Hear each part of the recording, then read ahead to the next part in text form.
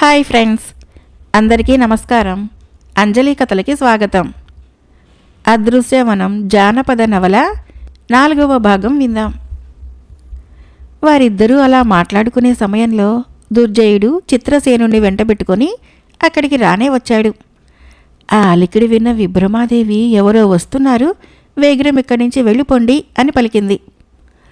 ఎటు వెళ్ళడానికి పాలుపోక విజయుడు అక్కడే ఉన్న ఒక పొదచాటున నక్కి ఉన్నాడు. అంతలో అక్కడికి చేరుకున్న దుర్జయుడికి విజయుడు కనిపించలేదు. వెంటనే అక్కడున్న భటులను పిలిచి ఆ ప్రదేశాన్ని అంతటినీ గాలించమని ఆదేశించాడు. ఏం జరుగుతుందో అర్థం కాక విభ్రమాదేవి అలా చూస్తూ ఉండిపోయింది. అంతలో ఒక భటుడికి అల్లంత దూరంలో వెళుతున్న విజయుడు కనిపించాడు. ఆ భటుడు వెళ్ళి విజయుడిని అక్కడికి తీసుకొని వచ్చాడు. విజయుడిని చూసి చిత్రసేనుడు ఆశ్చర్యపోయాడు. అంతలో దుర్జయుడు అతి వినయంతో, ప్రభు, ఈ వ్యక్తి మన యువరాణి వారిని ఇక్కడ రహస్యంగా కలుసుకోవటానికి వచ్చాడు అని చెప్పాడు. ఆ మాటలు విన్న విజయుడికి ఇదంతా దుర్జయుడు పనిన పన్నాగమని అర్థమైపోయింది. ఇప్పుడు ఏం మాట్లాడినా విభ్రమాదేవికి తన వలన అమర్యాద జరిగినట్లు ఉంటుందని మౌనంగా మిన్నకుండిపోయాడు. ఆగ్రహోదగ్రుడైన చిత్రసేనుడు విజయుడిని బంధించమని భటులని ఆదేశించాడు. మొదటిసారిగా దుర్జయుడి దుష్టరూపాన్ని చూసిన విభ్రమాదేవి వణికిపోయింది. మారు మాట్లాడక భటుల వెంట వెళ్ళిపోయాడు విజయుడు. విజయుడిని భటులు బంధించి తీసుకొని వెళ్లారన్న వార్త వల్లభుడికి తెలియగానే గగ్గోలు పెడుతూ రాజు చిత్రసేనుడి వద్దకు వెళ్ళాడు. అక్కడ దుర్జయుడు మాత్రమే ఉన్నాడు. దుర్జయుడు వల్లభుడిని చూడగానే భటులకు సైగ చేశాడు. వెంటనే భటులు వల్లభుడిని కూడా బంధించి తీసుకుని వెళ్ళిపోయారు. మరుసటి రోజు మహారాజు విజయుడు తప్పుని ప్రథమ తప్పుగా ఎంచి విజయుడిని చెరసాల నుంచి విడిపింపచేశాడు. విజయుడు వల్లభుడు తమ స్వగ్రామానికి వెళ్ళిపోయారు. మహారాణి మరణంతో మరింతగా కృంగిపోయిన మహారాజు చిత్రసేనుడు పరిపాలనా వ్యవహారాలని మొత్తంగా పట్టించుకోవటం మానేశాడు. అది గమనించిన దుర్జయుడు లోపల మరింతగా సంతోషిస్తూ ప్రజల మీద జులుం చెలాయించడం మొదలుపెట్టాడు. రాజ్యాన్ని రక్షించవలసిన మహారాజు తన ఆంతరంగిక మందిరాన్ని వదిలి దాదాపుగా బయటికి రావటం మానేశాడు. రాజ్య వ్యవహారాలు మొత్తము దుర్జయుడు దుష్ట ఆగడాలతో దుర్లభంగా మారిపోయాయి. మహారాజు భజనపరుల బృందము దుర్జయుడు చుట్టూ చేరి తమ పబ్బం గడుపుకోసాగింది. చిత్రసేనుడు ఎప్పుడైనా సభకు వస్తే రాజ్యంలో ఎలాంటి సమస్యలు లేకుండా ప్రజలు సుఖశాంతులతో ఉన్నట్లు మహారాజును నమ్మించడంలో దుర్జయుడు సఫలీకృతుడయ్యాడు. మహారాజు సభకు వచ్చిన సమయంలో దుర్జయుడి భజన బృందము రాజు చుట్టూ చేరి రాజ్యంలో పరిస్థితులు అనుకూలంగా ఉన్నట్లు ప్రజలందరూ ఎలాంటి సమస్యలు లేకుండా గడుపుతున్నారని నమ్మబలికేవాళ్ళు. అది విన్న మహారాజు తన ప్రమేయం లేకుండానే రాజ్యపాలన చక్కగా సాగుతోందని బలమైన అభిప్రాయం ఏర్పరచుకున్నాడు. రాజుని అన్ని రకాలుగా నిర్వీర్యుణ్ణి చేసి సింహాసనం ఎలాగైనా అధిష్ఠించాలని దుర్జయుడు కలలు కంటున్నాడు. మరోపక్క చిత్రాంగి పెంచుతున్న వైశాలి వారసురాలి మీద ఒక కన్నేసి ఉంచాడు దుర్జయుడు. తన అంతఃపురం నుంచి బయటికి రాకుండా సంగీతము, లలిత కళలు నేర్చుకుంటున్న యువరాణిని చూసి తనకిక ఎవరూ ఎదురులేరని మహారాజు చిత్రసేనుణ్ణి తప్పించేస్తే వైశాలి సింహాసనము తనకు దక్కినట్లే అని అదను కోసము ఎదురు చూడసాగాడు దుర్జయుడు. అది యువరాణి అంతఃపురం. మహారాణి మందారవల్లి మరణం తర్వాత ఆ పుట్టిన బిడ్డను దాది చిత్రాంగి కంటికి రెప్పలా కాపాడుతూ పెంచసాగింది. ఆ బిడ్డను ఎత్తుకొని ఒకనాడు మహారాజు వద్దకు వెళ్ళిన చిత్రాంగి, ప్రభు, యువరాణి వారికి 1 ఏడాది నిండబోతుంది. బారసాల అవి ఏర్పాటు చేసి నామకరణ మహోత్సవం ఏర్పాటు చేస్తే అంటూ భయంగా పలికింది. అది విన్న మహారాజు, ఈ రాజ్య పట్టపురాణిని బలి తీసుకున్న ఆ బిడ్డ ముఖం నేను చూడదలుచుకోలేదు. అయినా మహారాణిని సాకిన దానివి కాబట్టి ఇప్పుడు కూడా ఆ బిడ్డను నువ్వే పెంచు అంటూ మొహరీల మూట చిత్రాంగి మీదకు విసిరాడు. ఆ మూట అందుకున్న చిత్రాంగి మహారాజు చుట్టూ ఉన్న భటులను చూసి, మహారాణిని బలి తీసుకున్నది ఆ బిడ్డ కాదు ప్రభు అని మాటల్ని మింగేసి అక్కడి నుంచి వెళ్ళిపోయింది. ఆ బిడ్డకు ప్రియదర్శిక అని పేరు పెట్టుకొని ఎంతో జాగ్రత్తగా పెంచసాగింది. ఇప్పటి నుంచి యువరాణి పేరు ప్రియదర్శికగా మారబడింది. దయచేసి గమనించండి. యువరాణి ప్రియదర్శిక చుట్టూ ఉన్న పరిచారికలందరూ దుర్జయుడి మనుషులే. చిత్రాంగి యువరాణిని వదిలి ఎక్కడికి వెళ్లేది కాదు. ఒకనాడు చిత్రాంగి అక్కడున్న పరిచారికలందరికీ ఏవో పనులు పురమాయించి అక్కడి నుంచి పంపించేసింది. అప్పటికే 10 ఏళ్లు నిండిన యువరాణి ప్రియదర్శికను వెంటబెట్టుకుని ఆంతరంగిక మందిరంలోకి వెళ్ళింది. ఆ వయసులోనే యువరాణి తన చుట్టూ ఉన్న పరిస్థితులను మెల్లిమెల్లిగా ఆకలింపు చేసుకోసాగింది. తమ రాజ్యంలో ఏవో తెలియని ప్రతికూల పరిస్థితులు ఉన్నాయని, వాటిని తానే ఛేదించాలని అనుకునేది. తన తండ్రి తనను దగ్గరకు కూడా రానివ్వకపోవటము ప్రియదర్శికను కలవరపెట్టేది. అప్పుడు చిత్రాంగి ఏదో ఒకటి నచ్చజెప్పి ఊరడించేది. ఆంతరంగిక మందిరంలోకి ప్రియదర్శికతో పాటు వెళ్ళిన చిత్రాంగి తలుపులను మూసేసి అటూ ఇటూ చూసి ఎవరూ లేరని నిర్ధారించుకొని ఇలా చెప్పటం ఆరంభించింది. యువరాణి, మన రాజ్యము చాలా గడ్డు పరిస్థితుల్లో ఉంది. ఆ పరిస్థితుల నుంచి మన రాజ్యాన్ని కాపాడవలసిన బాధ్యత నీకు వైశాలి వారసురాలిగా ఎంతో ఉంది. ఇప్పటి వరకు నిన్ను ఆ దుష్ట దుర్జయుడి బారి నుంచి కాపాడుకుంటూ వచ్చాను. ఇక నుంచి నిన్ను నీవే కాపాడుకుంటూ ఈ రాజ్యాన్ని కూడా కాపాడే పనులు ఆరంభించాలి అంటూ చెప్పింది. ఆ మాటలు శ్రద్ధగా ఆలకిస్తున్న ప్రియదర్శిక, నా చిన్నప్పటి నుంచి నిన్ను అమ్మలాగా భావిస్తున్నాను. అమ్మ చెప్తే ఏ బిడ్డైనా కాదంటుందా? ఏం చెయ్యాలో చెప్పమ్మా. మన రాజ్య సంరక్షణ కోసము నువ్వేం చెప్పినా చేస్తాను అని పలుకుతున్న ప్రియదర్శికను ప్రేమగా దగ్గరకు తీసుకుంది చిత్రాంగి. నా వెంటరా అంటూ చిత్రాంగి ప్రియదర్శికను వెంటబెట్టుకుని యువరాణి ఆంతరంగిక మందిరంలో ఉన్న నిలువెత్తు చిత్రపటం వద్దకు తీసుకొని వెళ్ళింది. ఆ చిత్రపటంలో ఉన్న మందారవల్లి చిత్రానికి నమస్కరించింది చిత్రాంగి. ప్రియదర్శిక కూడా తన కన్నతల్లి చిత్రానికి నమస్కరించింది. పిమ్మట చిత్రాంగి మందారవల్లి చిత్రపటాన్ని కొద్దిగా జరిపి ఆ చిత్రపటాన్ని ఆనుకొని ఉన్న ఒక మీటను నొక్కింది. ఆ మీటను నొక్కగానే యువరాణి సేనాగారపు పట్టె మంచము పక్కగా ఉన్న గోడలో ఫలక కిర్రుమంటూ పక్కకు జరిగింది. దీక్షగా గమనించినా కూడా అక్కడ జరిగే ఫలక ఒకటుంటుందని ఎవరూ గ్రహించలేరు. అక్కడ ఫలక ఉందని ఏమాత్రమూ తెలియని యువరాణి ప్రియదర్శిక ఎంతగానో ఆశ్చర్యపోయింది. ఆ ఫలక తెరుచుకోగానే అక్కడ ఒక గుహలాంటిది ఏర్పడింది. అదొక సొరంగము అని తెలుసుకోవటానికి యువరాణి ప్రియదర్శికకు ఎంతోసేపు పట్టలేదు. పిమ్మట చిత్రాంగి వెలుగులు చిమ్మే ఒక మణిని తీసుకుని వచ్చింది. ప్రియదర్శికను వెంటబెట్టుకుని సొరంగంలోకి ప్రవేశించింది. ఆ చీకటి సొరంగంలో మణి చిందించే కాంతులలో చిత్రాంగి ముందు నడుస్తూ ఉండగా ప్రియదర్శిక అనుసరించి వెళ్ళసాగింది.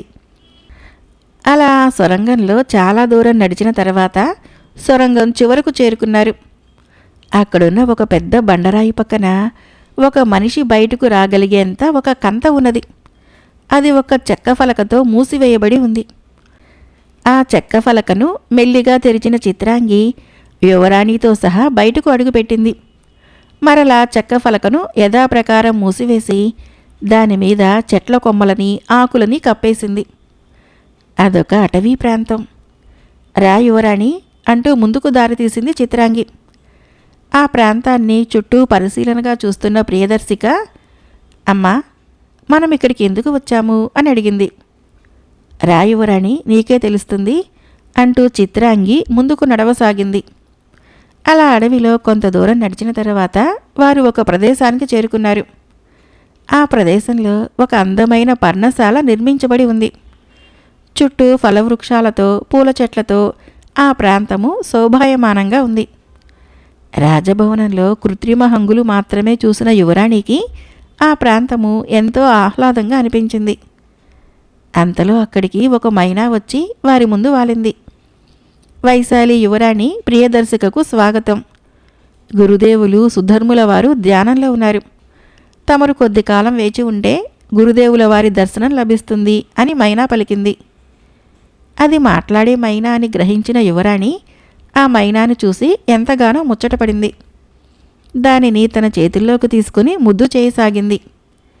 అప్పుడు ఆ మైనా, యువరాణి వారు నన్ను కాస్త వదిలితే నేను వెళ్ళి గురుదేవుల వారి ధ్యానం ముగిసిందో లేదో చూసి వస్తాను అని పలికింది. దాని మాటలకి చిత్రాంగితో సహా యువరాణి కూడా మనస్ఫూర్తిగా నవ్వింది. మైనా అటు వెళ్ళగానే యువరాణికి ఒక అనుమానం పడసూపింది. అమ్మా, నేను యువరాణిని అని ఆ మాట్లాడే మైనాకు ఎలా తెలుసును అనగానే చిత్రాంగి, యువరాణి, మన రాజ్యంలో అల్లకల్లోల పరిస్థితులు ఏర్పడటానికి అవకాశం ఉంది. మన రాజ్యాన్ని రక్షించే బాధ్యత మహారాజు తర్వాత నీ భుజస్కంధాలపై ఉంది. అందుకు నువ్వు అన్ని వేళలా అప్రమత్తంగా ఉండటం మాత్రమే కాక సమస్త విద్యలని అభ్యసించటము చాలా అవసరం. ఈ విషయము మీ తాతగారు అయిన ఉగ్రసేనుల వారి గురుదేవులైన సుధర్ముల వారితో నేను చర్చించాను. నేను సమస్త విద్యలలో నిష్ణాతురాల్ని చేయటానికి గురుదేవులు అంగీకరించారు. అందుకే మనం ఇక్కడికి వచ్చాము అని చెప్పింది. అంతా విన్న ప్రియదర్శిక, మరి ఈ సంగతి బయటికి పొక్కితే సేనాధిపతి దుర్జయుడు ఏం చేస్తాడో అని ఆందోళనతో పలికింది. అది విన్న చిత్రాంగి, గురుదేవుల వారిని రానివ్వు, ఆయనే మన సమస్యకు పరిష్కారం చూపగల సమర్థులు అని చెబుతూ ఉండగా అక్కడికి ఒక ఆజానుబాహుడు చేతిలో కమండలంతో ప్రశాంత గంభీర వదనంతో అక్కడికి వచ్చాడు. చిత్రాంగి, యువరాణి ఇరువురు సుధర్ముల వారికి నమస్కరించారు. యువరాణిని ఆశీర్వదించిన సుధర్ముల వారు, యువరాణి, ఇక నుంచి మీరిక్కడే ఉండి సమస్త విద్యలని అభ్యసించవలసి ఉంటుంది.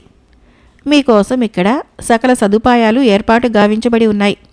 మీరు నిశ్చింతగా ఉండవచ్చు అని పలికాడు. అది విన్న యువరాణి ఆశ్చర్యపోయింది. మహాత్మా, మీరు మా పితామహులకు గురుదేవులు, నాకెంతో పరమపూజ్యులు. నేను తమ బిడ్డలాంటి దాన్ని. తమరు నన్ను బహువచనంతో సంబోధించకండి కానీ అని పలుకుతూ ఏదో సంశయంతో ఆగిపోయింది. అది చూసిన సుధర్ముల వారు చిరునవ్వు నవ్వుతో, యువరాణి, రాచబిడ్డవనిపించుకున్నావు అంటూ నీ సంశయం నాకు అర్థమైంది అంటూ మాట్లాడే మైనాను పిలవగానే క్షణాల్లో అది సుధర్ముల వారి ముందు వాలిపోయింది. వెంటనే తన కమండలంలోని జలాన్ని తన చేతిలోకి తీసుకొని అభిమంత్రించి ఆ మైనాపై చల్లారు సుధర్ముల వారు. వెంటనే ఆ మైనా వైశాలి యువరాణి ప్రియదర్శికగా మారిపోయింది. అది చూసిన చిత్రాంగితో సహా యువరాణి కూడా అమితాశ్చర్యం పొందింది. యువరాణిగా మారిన మైనాను ప్రియదర్శిక అలా చూస్తూ ఉండిపోయింది.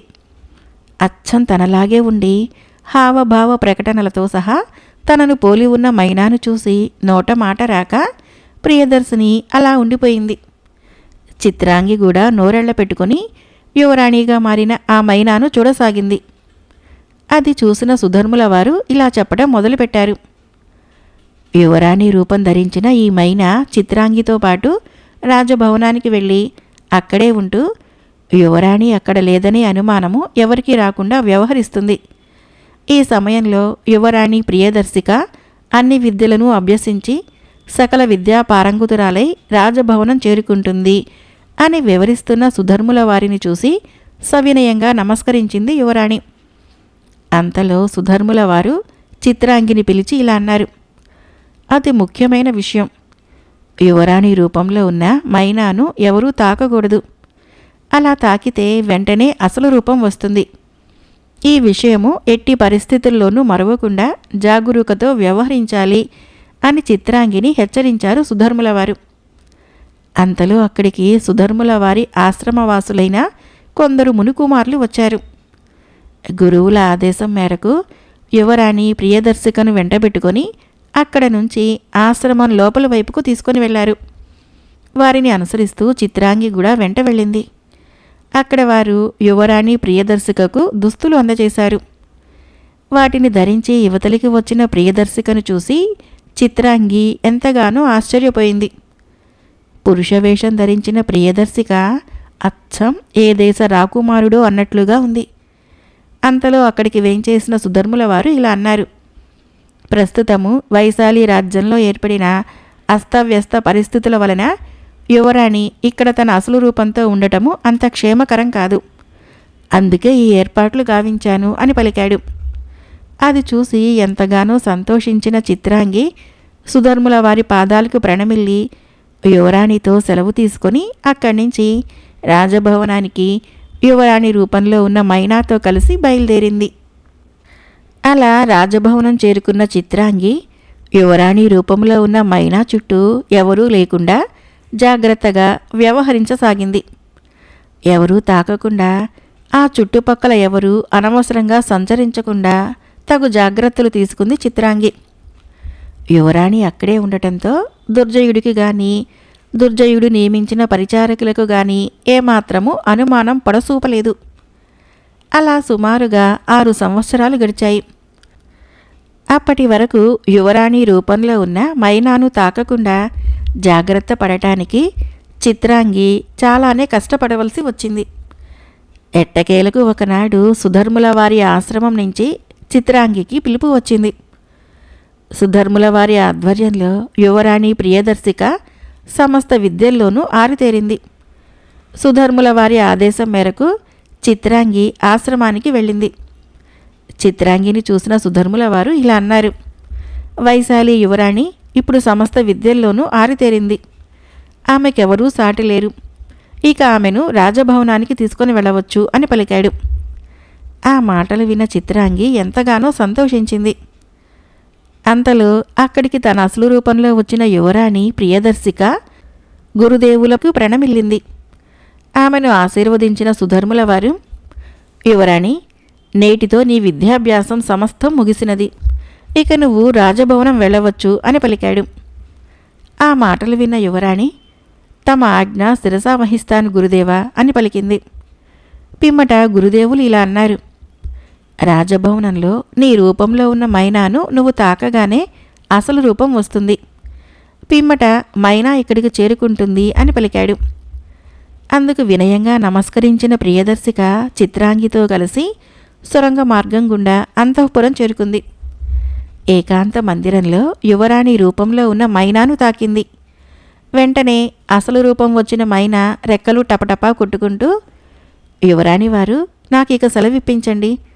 గురుదేవులు నాకు అప్పచెప్పిన కార్యాన్ని విజయవంతంగా నిర్వర్తించాను అని పలికింది.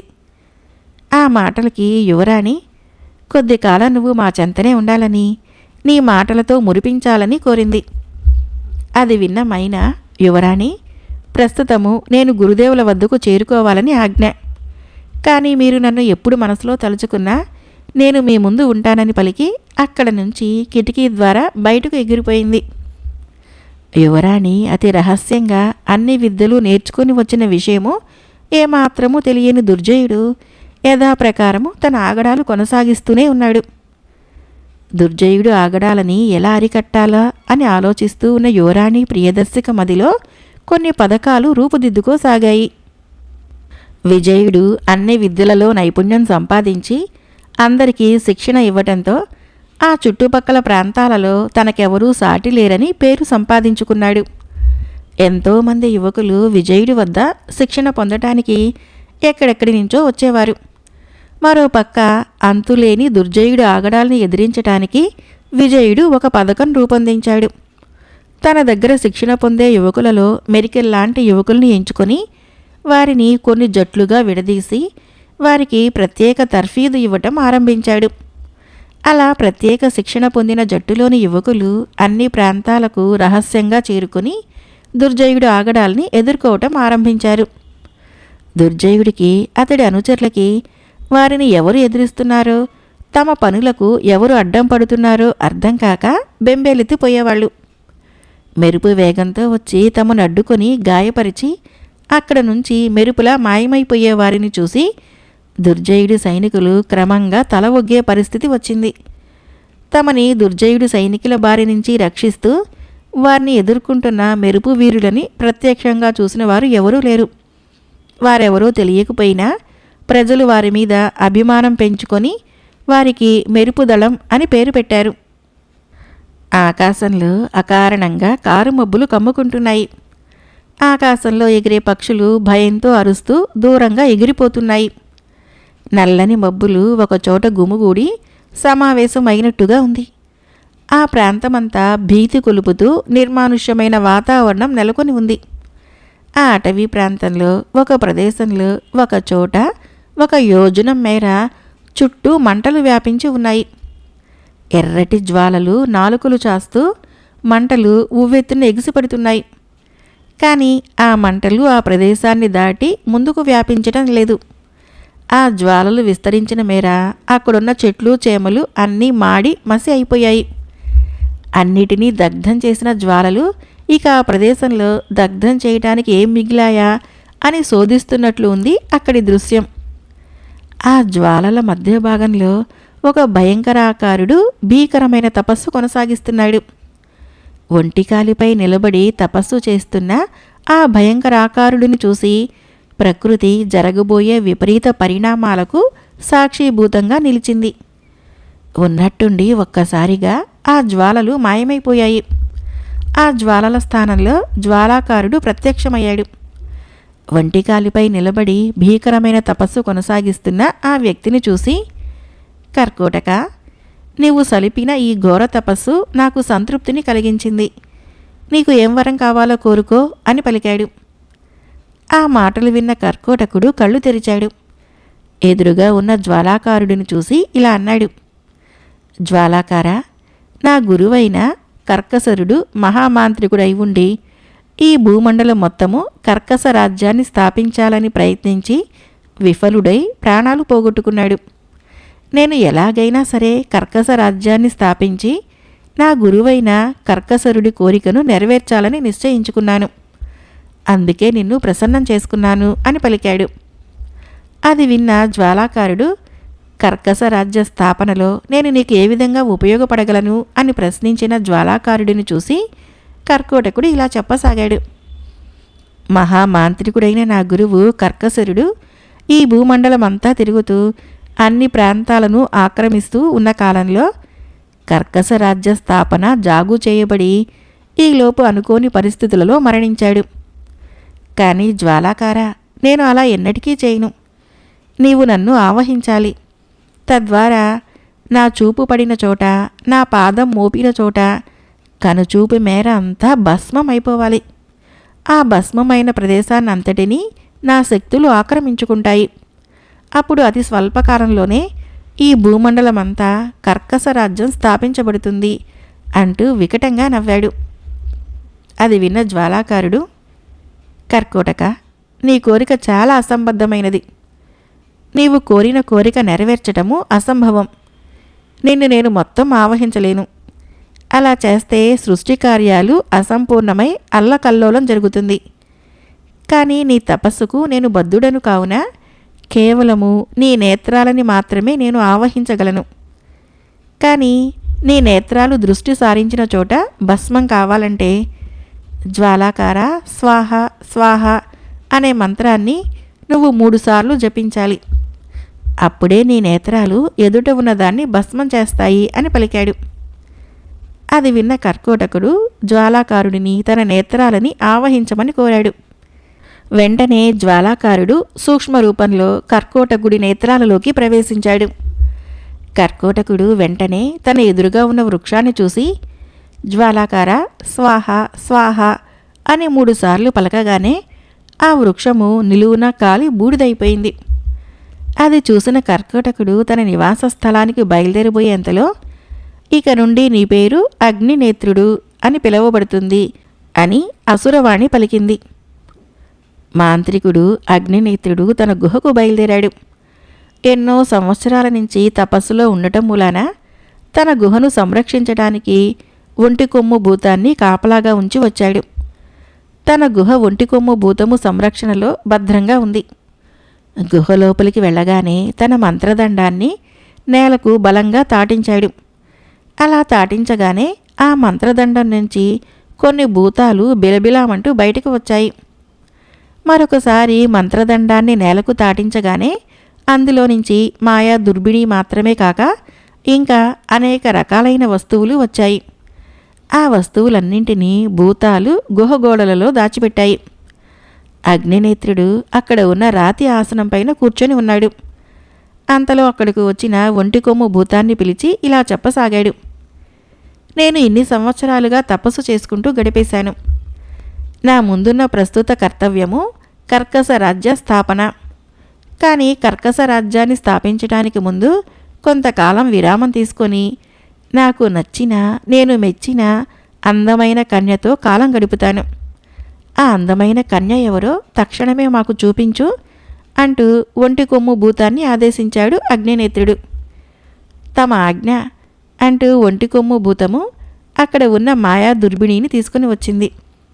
ఆ దుర్బిణిని తన చేతిలోకి తీసుకొని ఒంటి కొమ్ము భూతం తీసుకొని వచ్చిన నల్లని భస్మాన్ని ఆ దుర్బిణి పైన రాశాడు అగ్నినేత్రుడు. అందులో కనిపించిన దృశ్యాన్ని, అందులో కనిపించిన అందమైన కన్యను చూసి తనను తానే మైమర్చిపోయాడు అగ్నినేత్రుడు. అందులో యువరాణి ప్రియదర్శిక తన చెలికత్తెలతో దాగుడు మూతలు ఆడుతూ ఉంది. వెంటనే ఇందులో కనిపిస్తున్న కన్య వివరాలు తక్షణమే సేకరించుకొని రమ్మని ఒంటి కొమ్ము భూతాన్ని ఆదేశించాడు అగ్నినేత్రుడు. వెంటనే ఒంటి కొమ్ము భూతము తన ఒంటి కొమ్మును తాకి అక్కడి నుంచి మాయమైపోయింది. దుర్బిణిలో ఉన్న యువరాణి ప్రియదర్శికను అలా చూస్తూ ఉండిపోయాడు అగ్నినేత్రుడు. అదృశ్యవనం జానపద నవల 4వ భాగం సమాప్తం. ఫ్రెండ్స్, ఈ కథ మీకు నచ్చినట్లయితే మన ఛానల్ని తప్పకుండా సబ్స్క్రైబ్ చేయండి, లైక్ చేయండి, షేర్ చేయండి, కామెంట్ చేయండి. Thank you.